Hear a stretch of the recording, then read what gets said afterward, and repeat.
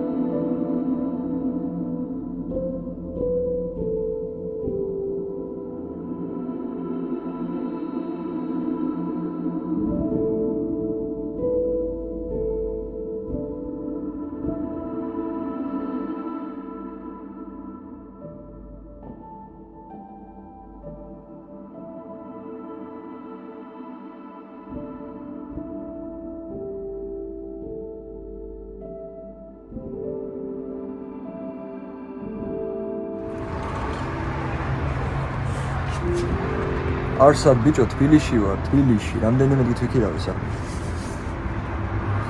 და როგორც გითხარ, დაგირეკა. შვიდობ.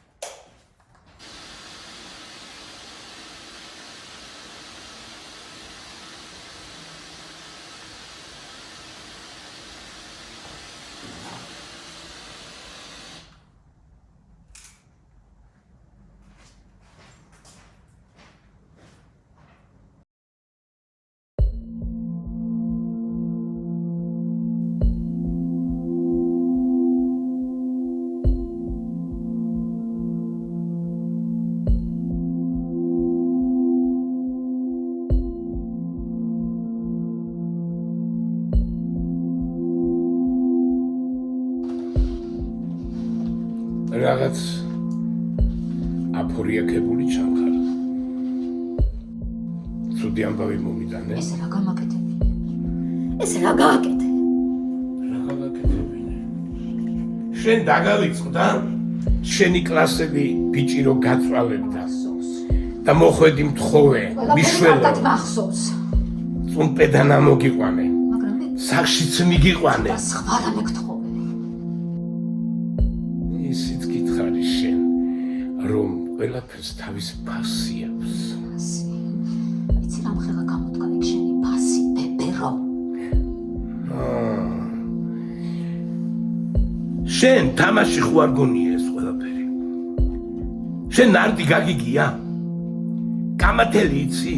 იცი კამათელს რო გააგორებ, ზოგჯერ ისე დაჭდება ვიღაცა მოკვდება.